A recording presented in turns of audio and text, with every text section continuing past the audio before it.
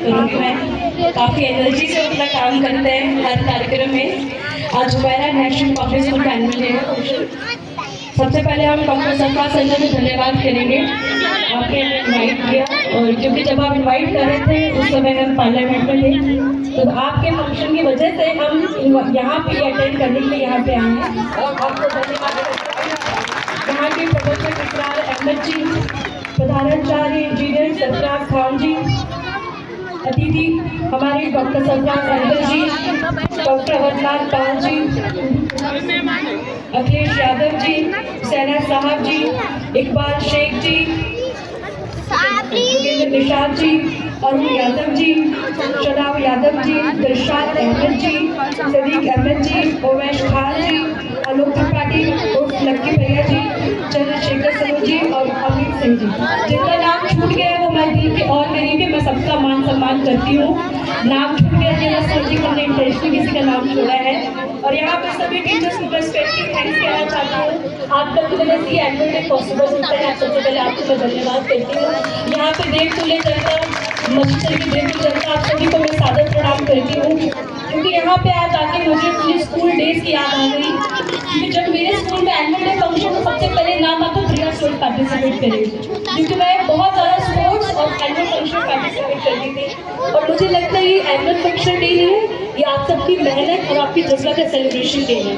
क्योंकि आप लोग महीनों से आप लोग प्रिपरेशन करते हैं। मुझे लगता है सॉन्ग सिलेक्शन करने में बहुत समय लगता है, कॉस्ट्यूम के लिए बहुत समय लगता है, हर एक स्टेप सीखने में बहुत समय लगता है। तो ये जो हम देख रहे हैं 4 घंटे का जो प्रोग्राम है, ये शायद 1-2 महीने का आप लोग का प्रिपरेशन है। मुझे बहुत अच्छा लगा यहाँ पे आके, और मैंने देखा कि डाइवर्सिटी है आपके प्रोग्राम में।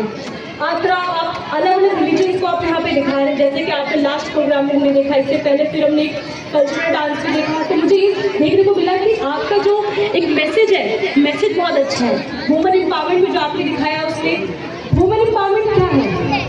वुमेन एम्पावरमेंट ये नहीं कि अपनी बात रखना, वुमेन एम्पावरमेंट कि आप खुद सशक्त हो अपनी बात रखने में, आपको पता हो कि आपके हक अधिकार क्या है। मुझे लगता है स्कूल ही वो प्लेटफॉर्म है जहाँ बच्चे बचपन से सीखते हैं, जेंडर इक्वालिटी सीखते हैं। क्योंकि हमारे गांव में और हमारे गांव में और हमारे देश में आज भी जेंडर डिस्क्रिमिनेशन होते हैं। लड़की लड़का को एक सम्मान नहीं देखा जाता है, पर स्कूल ही को सिखाते हैं कि नहीं, लड़की लड़का बराबर होते हैं। कि हमारे संविधान में लिखा है आर्टिकल 14 में राइट टू इक्वालिटी में लिखा है, चाहे लड़की चाहे लड़का सबको एक सम्मान माना जाता है। हमारे बाबा साहब ने अधिकार दिया, तो सबसे पहले हमको उनको नमस्कार को नमन करने को याद करना चाहिए। क्योंकि उनकी वजह से आज हम सब एक ही प्लेटफॉर्म पे सभी धर्म के लोग खड़े हैं, तो उनको याद करना चाहिए। मुझे लगता है कि मैं जब अपने फंक्शन में पार्टिसिपेट करती थी तो मैं 2 दिन पहले प्रिपरेशन स्टार्ट करती थी, और मैं ये सोची थी कि उस पर टीचर कहती थी जब आप कहीं और गेस्ट बन के जाएंगे तो आपको पता चले कैसा लगता है। तो मैं एज अ गेस्ट बन के आई, मुझे बहुत डिफरेंट फील हो रहा है, क्योंकि हमेशा मैं स्टेज पे लोगों के साथ पार्टिसिपेट करती थी। और ये एजुकेशन जो है बहुत मस्त है। क्योंकि देखिए, एजुकेट रहेंगे तो आप अपने घर का नाम, घर के और परिवार का नाम रोशन करेंगे। आप एजुकेट रहेंगे, एजुकेशन बहुत मस्त है। आप एजुकेट रहेंगे तो अपने माँ बाप का नाम रोशन कर सकते हो। और ट्रस्ट में जिंदगी में सबसे खूबसूरत जो मोमेंट होता है वो है आपके पेरेंट्स हंस के आप कहते हैं मेरी बेटी ने नाम मेरा रोशन किया है। मेरे लिए, मुझे नहीं पता कि 25 साल में सांसद बन जाऊँगी, मुझे नहीं पता मैं बन जाऊँगी, क्योंकि मैं जज की तैयारी कर रही थी। बट मैं इसको बोलूँ कि शायद मेरी डेस्टिनी में था कि सांसद बनना, और आपकी मेहनत जो है मुझसे मैं सांसद बनी हूँ। स्कूल में अपने टीचर्स मुझे कहती थी कि आप बड़े होंगे, डॉक्टर बनेंगे, डीएम बनेंगे, IAS बनेंगे। तब मैं सोची क्या सच में हम बड़े कुछ कर सकते हैं? पर अब मैं गर्व से कह रही हूँ एज अ युवा कि हाँ, बड़े होकर आप सपने पूरना चाहे तो हकीकत में भी आप कर सकते हैं इम्प्लीमेंट। लेकिन उसके लिए डेडिकेशन, हार्डवर्क और फोकस चाहिए। डेडिकेशन, हार्डवर्क बिना फोकस के लाइफ में अचीव नहीं कर सकते आप। और साथ साथ में घर वालों का सपोर्ट बहुत ज़रूरी है। क्योंकि मैंने बहुत ही ज़्यादा एक चीज़ नोटिस की है मैंने, खासकर जो रूरल एरिया है, घर वाले दहेज जो पैसे दे देंगे, शादी पैसे खर्च कर देंगे, लेकिन जब कोचिंग कराने की बारी होगी, दिल्ली भेजने की बारी, तो वो हेजिटेट करते पैसे खर्च हो जाएंगे। मैं कहती हूँ आप 2 रोटी कम खाइए, बच्चों को पढ़ाइए जरूर, उनको भेजिए जरूर पढ़ने के लिए। क्योंकि एजुकेशन रहेगा तो वो उनको फर्क पता है गलत सही में फर्क क्या होता है। स्कूल ही सिखाता है हमें कि गलत सही क्या डिफरेंस है। स्कूल ही सिखाता है हमें संस्कार, सिखाता है हमें कि बड़ों का आदर कैसे करते हैं। ये जो स्कूल है ये हमारा मंदिर होता है, यहाँ पे हम गिरते भी हैं, उठते भी हैं, सब कुछ यहीं पे सीखते हैं। और ये स्कूल ये जो हमें सिखाता है सभी धर्म जात के लोग एक समान होते हैं। जो हमारे आर्टिकल 70 में लिखा है, अबॉलिशन ऑफ अटैचबिलिटी, मतलब कोई भी भेदभाव करेगा तो पॉसिबल रहता है। लेकिन आप ये सोचिए कि तो दुर्भाग्य की बात है, स्कूल में सिखाया जाता है कि हम सभी एक समान है, लेकिन घर में सिखाया जाता है कि नहीं, आप उनसे अलग, आपकी जाति ऊंची, आपकी जाति नीचे है। तो आप सोचिए बच्चे क्या सीखेंगे? आप जो बच्चों को घर पे सिखाते हैं, बच्चे वही सीखेंगे बड़े होकर। तो उसके साथ साथ घर वालों की रिस्पॉन्सिबिलिटी बड़ी हो जाती है कि अपने बच्चों को क्या सिखा रहे हैं आप। लड़कियों को कहा जाता है, लेकिन आप ये बताइए, संविधान में तो लिखा है ना कि सब एक समान है, तो हम कौन है कहने वाले कि अब लड़की लड़का है? जब बाबा साहब ने संविधान लिख दिया है तो हम कौन है कहने वाले? लड़कियों को रोका जाता है कपड़े ऐसे पहने, लड़कियों का 7 बजे के बाहर कर दिया, पर लड़कों को कोई भी नहीं कहता कि आपकी जो इंटेंशन वो ठीक करिए। तो जो घर पे होती है, जो बातचीत करते हैं हम लोग, शुरुआत वहीं से होती है। जो समानता की बात होती है, इसकी शुरुआत आपके घर से होती है। पहले आप अपने बच्चों को सिखाइए कि लड़की लड़का का सम्मान, अपने बच्चों को सिखाइए, लड़कों को सिखाइए कि लड़कियों को रिस्पेक्ट करें। जो घर में सिखाता है, जो घर में देखते बच्चे, वही बड़े के बाहर भी करते हैं। तो जो समानता, जो क्वालिटी की बात आपके घर से शुरुआत होती है, फिर समाज में बड़े लेवल पे आती है। तो मैं आप सबसे यही कहूँगी कि जो शिक्षा के साथ साथ घर का सपोर्ट बहुत ज़रूरी है।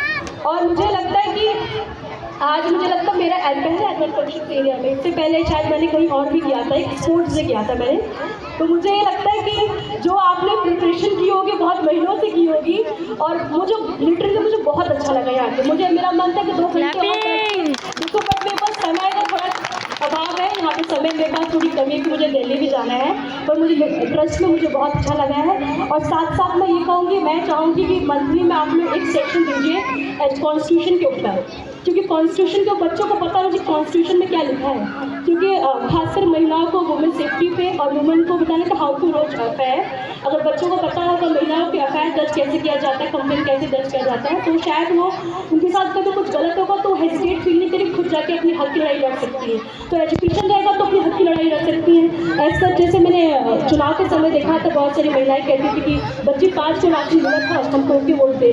लेकिन बताइए जो पढ़े लिखे वो क्या कहते, 5 किलो नहीं, हमें एजुकेशन की, हमें नौकरी चाहिए।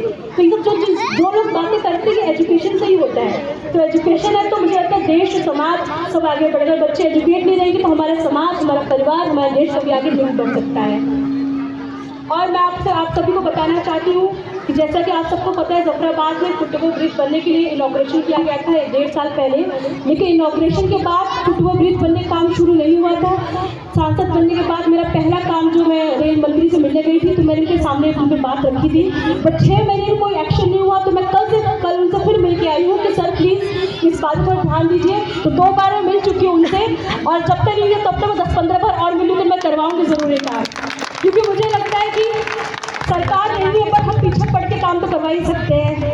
और मुझे लगता है कि अगर मैं 5 साल की तो कम से कम 15-20 बार तो मिलूंगी, काम भी करवाऊंगी ज़रूर मैं, क्योंकि आप सब ने मुझे इतने बड़े पद में बैठाया है। और मुझे लगता है आज जो मुझे मान सम्मान मिल रहा है आप सभी की वजह से है। तो मैं आप सबको ये कहूँगी, मुझे अपनी बेटी बहन कहिए, नेता मत कहिए, सांसद मत कहिए, बहुत छोटी उम्र में। तो मुझे अच्छा लगे प्रिया दीदी या बिटिया कहिए, मुझे बहुत खुशी होगी।